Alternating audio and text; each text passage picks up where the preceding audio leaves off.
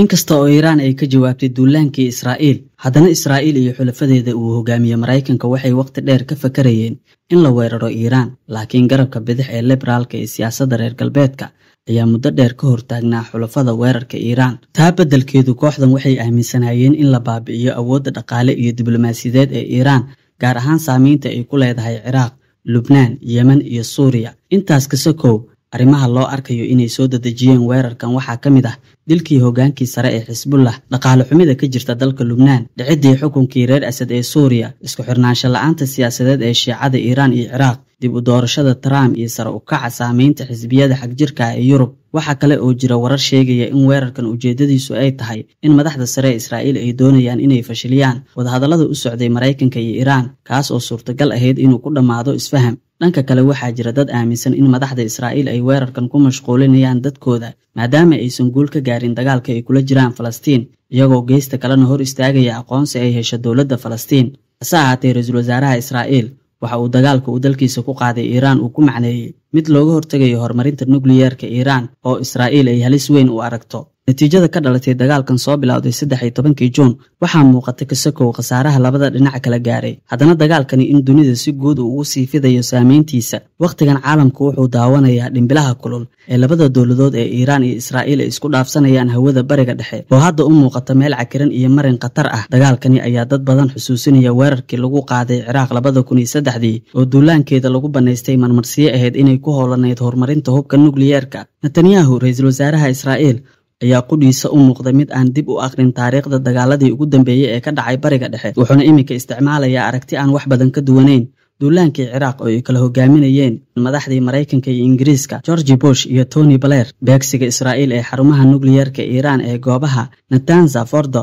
iyo beegsiga qaar ka mid ah saraakiil iyo saynisyahanadii Iiraan. Waxaa ka muuqda rabitaanka Tel Aviv ee inay is-hortaag ku samayso horumarinta nukliyeerka Iiraan, taas oo ay adag tahay inay Israa'iil libin ka soo hoyso. Iiraan dhankeeda waxay u eg tahay mid kal hore ka sii fikirtay xarumaha hubkan iyo warshadihiisa oo ku yaala dhulka hoostiisa, waxaana Israa'iil ay u baahan tahay si ay u gaarto goobahaasi inay Mareykanka ka hesho taageerada gantaalada loo yaqaano Moab iyo Mob oo ah gantaalo culus oo ka gudbi kara qaar ka mid ah gidaarada adag ee dhulka hoostiisa ah, kuwaas oo uu horay Mareykanku ugu diiday Israa'iil. Maxay ahaayeen hadalladii ugu dambeeyay ee ka soo baxay caalamka?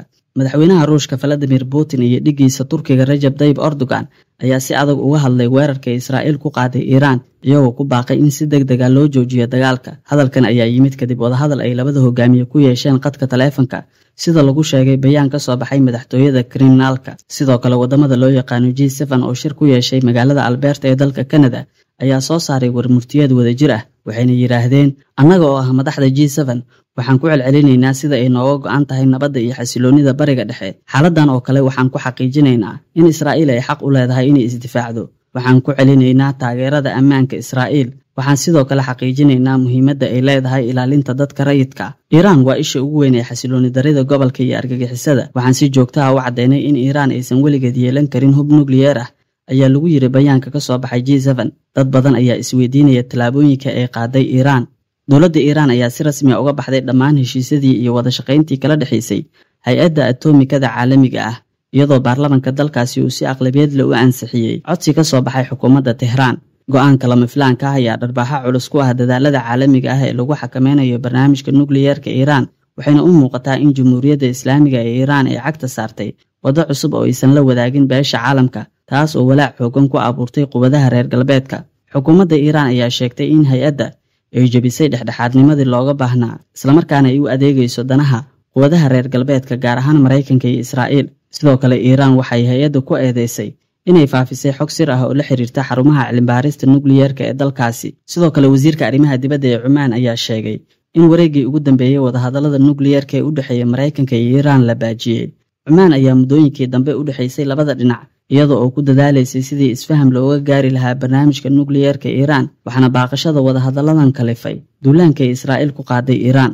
Intee ayuu la egyahay ka qaybgalka Mareykanka ee dagaalka bariga dhexe? Dagaalka labada dal Iiraan iyo Israa'iil wuxuu socdaa dhowr cisho. Way adag tahay in si rasmi ah loo qiimeyn karo natiijada. Waxaase soo ifbaxaya isbahaysyada qarsoon ee labada dhinac oo mid kasta uu danihiisa ilaashanayo. Israa'iil waxay u gacan haatinaysaa Mareykanka si ay taageero uga hesho, mana muuqato tallaabo uu Mareykanku ku doonayo inuu dagaalka si toos ah ugu lug yeesho.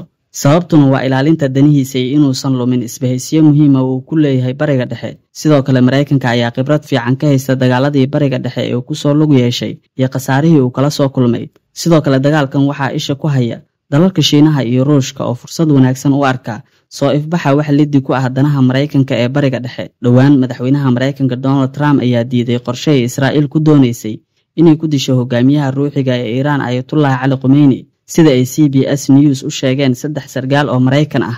Trump ayaa la sheegay inuu ku waaniyay ra'iisul wasaaraha Israa'iil Netanyahu in dilka Khamenei aanu ahayn fikrad wanaagsan, waana tilmaam muujinaysa in Mareykanku uu diidan yahay inuu si toos ah dagaalkan uga qayb qaato.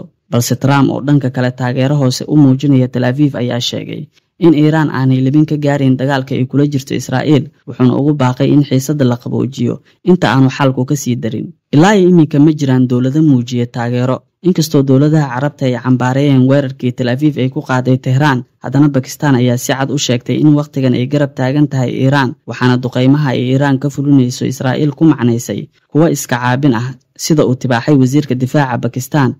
Wasiirka difaaca Pakistan oo hadalkiisa sii wata ayaa yiri, Israa'iil kaligood ma dhaqaaqayaan, waxaa jira quwado kale oo garab siinaya. Haddii dunida Islaamka aysan hadda midoobin, dhammaanteen waxaan la kulmi doonaa isla dhabaha Iiraan.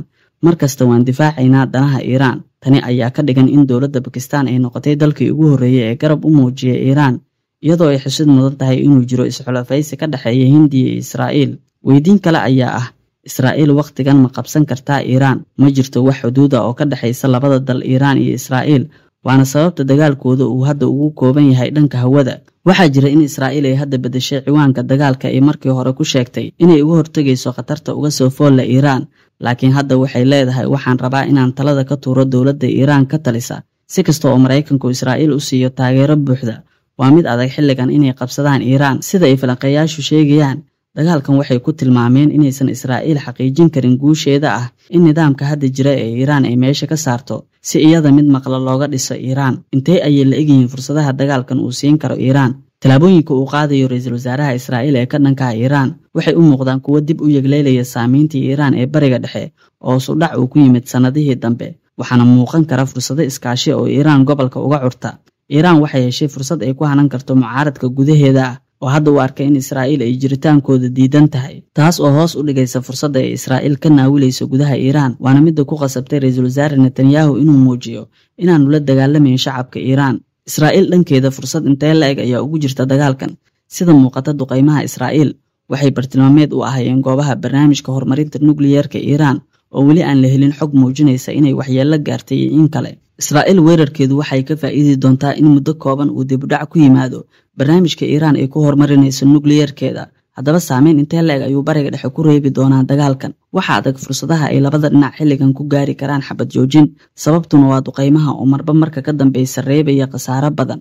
Sidoo kale danaynta dalalka caalamka ayaa ku kala qaybsan oo qaarkood ayaa labada dal kala taageeray, halka kuwa gobolka qaarkood ay ka walacsan yihiin xaaladda. Waxaasi jira dowladaha gobolka oo qaarkood isku dayay in la furo albaab wada hadal, taas oo Iiraan u cuntami weysay. Ugu dambeyntii dagaalkani ayay dad badan u arkaan mid bariga dhexe caqabad ku ah, fursadna siin doona inay ka soo ifbaxaan kooxo la mid ah Daacish oo iyadu ahayd natiijadii dagaalkii lagu qaaday Ciraaq, taas oo Mareykanka iyo xulafadiisa ku riixday inay ku qasbanaadaan in maamulada Taliban iyo Suuriya ay ula macaamilaan si dan wadaag ku dhisan oo nabadgelyo ah.